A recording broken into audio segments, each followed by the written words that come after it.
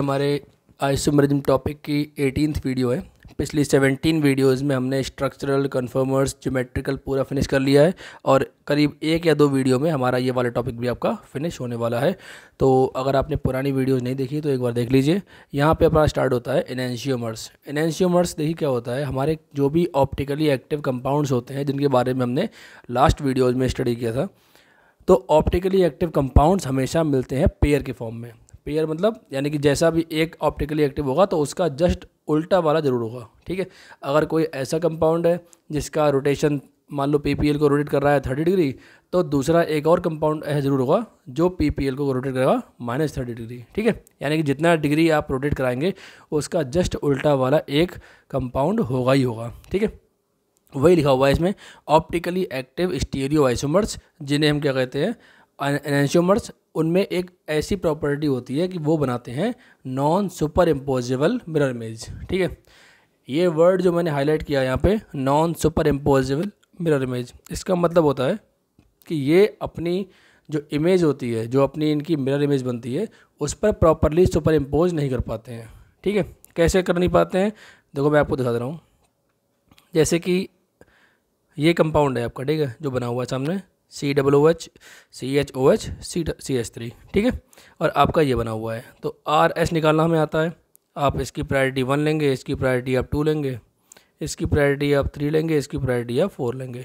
Fourth priority कहाँ पे है, हॉरिजॉन्टल लाइन 3 2 1 करेंगे, 3 2 1 किया तो क्या बन गया अपना R। ठीक है, वही नीचे R लिखा हुआ है। अब अगर आप इस कंपाउंड का मिरर इमेज लें तो मिरर इमेज में क्या होता है, जो टॉप है वो टॉप रहेगा, जो बॉटम है वो बॉटम रहेगा, यानी कि ये ऐसे का ऐसा ही रहा बिल्कुल। ठीक है, केवल क्या होता है, अगर आप ध्यान देंगे आपका लेफ़्ट वाला पहुंच जाता है राइट में एंड राइट वाला पहुंच जाता है लेफ़्ट में। इसे क्या बोलते थे, लेटरल इन्वर्जन।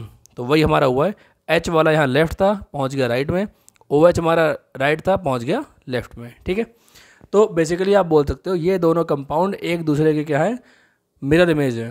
ठीक है, अब अगर ये मिरर इमेज हैं तो अब मैं क्या करूँगा, पहले वाले कंपाउंड को उठा के रखता हूँ दूसरे वाले कंपाउंड के ऊपर। ठीक है, तो जैसा एज इट इज आपने उठाया तो आप देखेंगे कि COOH आ गया इस COOH के ऊपर, कोई दिक्कत नहीं। CH3 आ गया CH3 के ऊपर, कोई दिक्कत नहीं। लेकिन जो आपका H आया है लेफ्ट वाला, वो आया है OH के ऊपर। इसका मतलब क्या हुआ है, H वाला आया OH के ऊपर, यानी उसने पूरा ढक नहीं पाया, सुपर इम्पोज कर नहीं पाया। और ऐसे ही OH वाला कहाँ गया है, H के ऊपर, ये भी इसको पूरा कवर नहीं कर पाया है। यानी कि अगर आपसे कहा जाए non superimposable mirror image क्या होते हैं, तो आप बड़ी आसानी से कह देंगे कि कंपाउंड का मिरर इमेज बनाओ और पहले वाले कंपाउंड को उठा के उसके मिरर इमेज के ऊपर रख दो।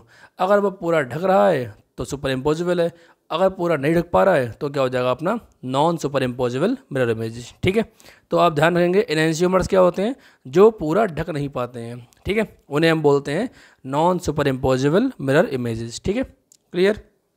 इनके अंदर क्या होता है, फिजिकल प्रॉपर्टीज सारी सेम होती हैं। आप चाहे मेल्टिंग पॉइंट नापो, बॉइलिंग पॉइंट, सॉल्युबिलिटी, आप कुछ नाप दो पकड़ के, हर कंडीशन में आपकी सारी फिजिकल प्रॉपर्टीज सेम रहती हैं, कोई डिफरेंस नहीं आता। और फिजिकल प्रॉपर्टीज सेम होने के चक्कर में इन्हें हम सेपरेट आसानी से कर नहीं सकते, क्योंकि फ्रैक्शनल डिस्टिलेशन क्या होता है, जहाँ पे बॉइलिंग पॉइंट में डिफरेंस हो वहाँ पे काम करता है। अब बॉइलिंग पॉइंट में डिफरेंस है ही नहीं। जैसे कि मैं आपको एग्जांपल दे दे रहा हूँ, आपको अल्कोहल और वाटर को अलग अलग करना है तो आप डिस्टिलेशन कर सकते हो, क्योंकि उसके बॉइलिंग पॉइंट में क्या है, डिफरेंस है। भाई अल्कोहल का कितना रहता है, अप्रॉक्स 60 के आसपास, वाटर का 100 होता है, तो डिफरेंस अच्छा खासा है, तो वहाँ पे आप डिस्टिलेशन से इन्हें अलग अलग कर सकते हैं। लेकिन आप किसी भी कंडीशन में एनेंशियोमर्स को सेपरेट नहीं कर सकते, बिकॉज उनके बॉइलिंग पॉइंट, मेल्टिंग पॉइंट सभी में क्या है, कोई डिफरेंस होता ही नहीं है, सब सेम सेम होते हैं। नेक्स्ट आपका लिखा हुआ है, अगर एक एनेंशियोमर PPL को, PPL का था प्लेन पोलराइज लाइट, PPL को घुमाता है क्लॉकवाइज, तो दूसरा वाला क्या घुमाएगा, उतने ही मैग्नीट्यूड से एंटी क्लॉकवाइज घुमाएगा, जिसके मैंने स्टार्टिंग में बात कर ली थी। अगर मान लो एक कंपाउंड ऐसा है जो PPL को रोटेट करता है +15 डिग्री, तो दूसरा जो उसका जोड़ीदार होगा वो पक्का क्या घुमाएगा, -15 डिग्री घुमाएगा। ठीक है, आगे लिखा हुआ है इक्विमोलर मिक्सचर, यानी कि सेम मोल्स ऑफ, अगर हम एनेंशियोमर्स के ले लें तो उसका जो मिक्सचर बनता है उसे हम कहते हैं रेशमिक मिक्सचर। ये बड़े काम की चीज़ है, रेशमिक मिक्सचर। ठीक है, रेशमिक मिक्सचर आप याद रखेंगे, अगर आपको रेशमिक मिक्सचर बनाना है तो एक आप लीजिए मान लो कोई R वाला, ठीक है, और उतना ही आप ले लेंगे उसका S वाला। तो उन दोनों को अगर मैं मिला दूँ, मान लीजिए 50 ml में ले आया R वाला, 50 ml ले आया मैं S वाला, दोनों को हमने मिला दिया आपस में, तो जो रिजल्ट में मिलेगा वो क्या होगा, रेसमिक मिक्सचर होगा। ठीक है, अब आपके मन में क्वेश्चन आएगा कि रेसमिक मिक्सचर ऑप्टिकली एक्टिव होने चाहिए या इनएक्टिव होने चाहिए, तो इसका आंसर है ऑप्टिकली इनएक्टिव हो जाएंगे। ध्यान रखिए भाई, ऑप्टिकली एक्टिव क्या होते हैं, जो पीपीएल को रोटेट करा सकें। ठीक, इनैंसियोमर्स जो होते हैं, मैंने आपसे अभी बताया था कि इनैंसियोमर कैसे होते हैं, एक ऐसा होगा जो घुमाएगा मान लो क्लॉकवाइज, एक ऐसा होगा जो घुमाएगा एंटी क्लॉकवाइज, और मैग्नीट्यूड सेम रहेगा। इसका मतलब ये होता है कि अगर मैं दोनों को मिला दूं तो जितना घुमाएगा क्लॉकवाइज उतना ही घुमा देगा दूसरा वाला एंटी क्लॉकवाइज, और दोनों एक साथ हैं। इसका मतलब क्या हुआ, ओवरऑल कुछ घूमेगा ही नहीं, ओवरऑल जो है पीपीएल 0 डिग्री घूमेगा, यानी कि घूमेगा ही नहीं। इसका मतलब क्या हुआ, एक्सटर्नली कंपेंसेट कर देगा। वही लाइन इस पर लिखी हुई है कि ड्यू टू एक्सटर्नल कंपेंसेशन ये ऑप्टिकली इनएक्टिव बन जाता है। जैसे कि R वाला है और S वाला है, आपने मान लो ये दोनों इकट्ठे डाल दिए बराबर, तो जितना मान लो इसने घुमाया क्लॉकवाइज उतना ही S वाला घुमा देगा एंटी क्लॉकवाइज। इसीलिए हम बोलते हैं racemic mixtures are optically inactive. लेकिन इनैंसियोमर्स क्या होते हैं, ऑप्टिकली एक्टिव होते हैं। तो आप ऐसे याद रखेंगे कि ऑप्टिकली एक्टिव कंपाउंड्स का मिक्सचर क्या होता है, ऑप्टिकली इनएक्टिव होता है, अगर वो सेम अमाउंट में है तो। क्लियर। नेक्स्ट आपका लिखा हुआ है the process of separation of enantiomers. आप अगर सेपरेशन करना चाहते हो तो एक टॉपिक उसके लिए हम पढ़ते हैं रेजोल्यूशन, वो मैं आपको इसी वीडियो में, इसमें नहीं नेक्स्ट वीडियो में पढ़ाऊंगा कि इसको हम बना सकते हैं डैश ट्यूमर, इसको डैश ट्यूमर बना के और फिर इसे हम चेंज करते हैं। ठीक है, इस प्रोसेस का नाम होता है रेजोल्यूशन। ठीक है, तो आपसे कोई पूछे कि क्या आप इनैंसियोमर्स को सेपरेट कर सकते हैं, तो कहना आसानी से नहीं कर सकते हैं, लेकिन अगर फिर भी हम करना चाहते हैं तो उस कंडीशन में क्या है, हमें रेजोल्यूशन प्रोसेस करनी पड़ेगी। ठीक है, नेक्स्ट आपका आता है डैश ट्यूमर्स। डैश ट्यूमर्स जो क्या होते हैं, ये GI वाले भी शो करते हैं और OI वाले भी शो करते हैं। देखो बड़ी सिंपल सी बात है, इनैंसियोमर्स का जस्ट उल्टा मान लो इसे, क्योंकि वहाँ पे क्या था, non superimposable mirror images, यहाँ क्या होगा, non superimposable non mirror images are called diastereomers. ठीक है, इनकी प्रॉपर्टीज़ कैसी होंगी, अलग अलग होती हैं। उनकी क्या थी, सेम थी। वो वाले कैसे थे, जिन्हें हम फ्रैक्शनल डिस्टिलेशन से अलग अलग नहीं कर सकते थे, इस वाले में हम अलग अलग कर सकते हैं, क्योंकि इनमें क्या होता है, अपना बॉइलिंग पॉइंट और मेल्टिंग पॉइंट में डिफरेंस क्लियरली होता है। ठीक है, अब देखिए आगे एग्जाम्पल है। इस एग्जाम्पल देखिए, ये आपका पक्का क्या बना हुआ है, दोनों CH3 सेम साइड है, तो सिस, दोनों CH3 क्या है, अपोजिट साइड, ट्रांस, यानी कि ये GI भी हैं और इन्हें हम बोल सकते हैं डैश ट्यूमर भी। ठीक है, डैश ट्यूमर होने के लिए ऑप्टिकली एक्टिव होना कंपलसरी नहीं है। डैश ट्यूमर GI वाले भी हो सकते हैं और OI वाले भी हो सकते हैं। क्लियर। एक और एग्जाम्पल देखिए, ये आपका दिखा हुआ है कि HOH। देखो मैं आपको एक बड़ा सिंपल तरीका बताऊं, जब भी मान लो आपके 2 कायरल सेंटर हैं, कितने हैं, 2 कायरल सेंटर। ठीक है, अगर कायरल सेंटर दोनों पे कॉन्फ़िगरेशन चेंज हुआ है, दोनों कायरल सेंटर पे, ठीक है, 2 कायरल सेंटर थे और दोनों पे चेंज हो गया, तो आपके बनते हैं 2 चांसेस होने के, या तो बनेगा वो इनैंसियोमर और या फिर बनेगा वो आइडेंटिकल। ठीक है, और दूसरी बात, अगर 2 कायरल सेंटर है और कोई एक ही चेंज हुआ है, एक चेंज किया गया है, तो उस कंडीशन में हमेशा बनता है डायस्टेरियोमर। इस लाइन को बिल्कुल रट जाइए, बिकॉज आगे वाले एग्जांपल सारे मैं इस पर कराऊंगा कि मान लो ये 2 कायरल सेंटर हैं या 3 कायरल सेंटर हैं, कुल मिला के कंप्लीट चेंज पे क्या बनते हैं, या तो इनैंसियोमर या फिर आइडेंटिकल, वो बात की बात है कैसे बनेगा। लेकिन अगर आपका कंप्लीट चेंज नहीं है, एक पे चेंज कर दिया, एक पे चेंज नहीं किया है, तो इस कंडीशन में हमेशा बनता है डायस्टेरियोमर। जैसे कि मैं आपको एग्जांपल दिखाता हूँ, देखो HOH का रहा HOH, सेम HOH का हो गया OHH, ये क्या हो गया, चेंज, यानी कि एक सेंटर पे चेंज हुआ है, एक सेंटर पे सेम रहा है, एक सेंटर पे सेम, एक पे चेंज, इसको बोल देंगे कि हम डायस्टेरियोमर। तो ये वाला आपका जो एग्जाम्पल है वो क्या हो जाएगा, डायस्टेरियोमर का। ठीक है, नेक्स्ट आपको आता है मीजो कंपाउंड्स। तो मीजो कंपाउंड्स क्या होते हैं, देखो हमने स्टार्टिंग पढ़ा था कि अगर कायरल सेंटर प्रेजेंट है तो चांसेस हैं कि ऑप्टिकली एक्टिव हो जाएगा।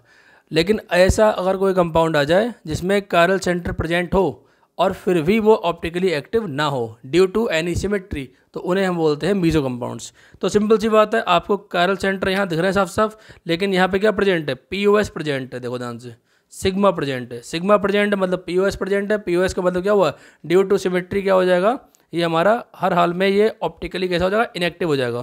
क्योंकि जितना मान लीजिए घुमा अंदर के लिए क्लॉकवाइज, उतना ही यहाँ अंदर क्या हो जाएगा, एंटी क्लॉकवाइज। इसकी वजह से क्या होता है, ये इंटरनली कंपेंसेट हो गया। वही लिखा हुआ है कि ये ऑप्टिकली इनएक्टिव होते हैं ड्यू टू इंटरनल कंपेंसेशन। ठीक है, आगे देखिए। अब ये सुपर इम्पोजिबल जो मिरर इमेज होते हैं उन्हें हम आइडेंटिकल भी बोलते हैं। फिलहाल क्वेश्चन में हमारा सब क्लियर हो जाएगा। ठीक है, क्वेश्चन आपका स्टार्ट होता है, find relation between these compound. अब क्वेश्चन आपके जो आएंगे उसमें आएगा कि इनमें आपको निकालना है रिलेशन। देखिए, इसका मैं आपको आसान तरीका बता दूं, अगर आर का आर हो जाए यानी कि जैसा है वैसा रहे, या फिर एस का एस हो जाए, तो इस कंडीशन में क्या बोलेंगे हम इन्हें, आइडेंटिकल, क्योंकि दोनों कैसे हैं, सेम सेम। बट अगर एक मान लो आर है वो एस बन जाए, ऐसे ही एस वाला आर बन जाए, तो इन्हें हम क्या बोलेंगे, इनैंशियोमर। ठीक है, अब देखो भाई ध्यान से, यहाँ पे number priority number 1, priority number 2, priority number 3, priority number 4, ये मैंने आपको लास्ट वीडियोस में कराया हुआ ऑलरेडी है, CIP रूल्स, एक बार पुरानी वीडियो चेक कर लीजिए। ठीक है, फोर्थ प्रायोरिटी कहाँ बैठा है, हॉरिजॉन्टल लाइन पे, क्या करेंगे 3 2 1, 3 2 1 किया, क्या बन गया आपका ये आर। यहाँ देखो 1 2 3 4, फोर्थ प्रायोरिटी 3 2 1, क्या करेंगे 3 2 1 कर लिया, क्या आया एस। एक आर है एक एस है, आंसर क्या हो गया, एनएंशियोमर। इस तरीके से आप किसी के भी निकाल सकते हो।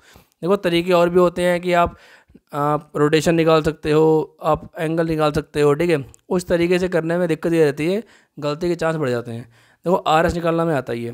ठीक है, तो सीधे आप आर एस निकालो, और आर का आर रह जाए, एस का एस रह जाए तो आइडेंटिकल, आर का एस या एस का आर हो जाए तो एनएंशियोमर, सिंपल।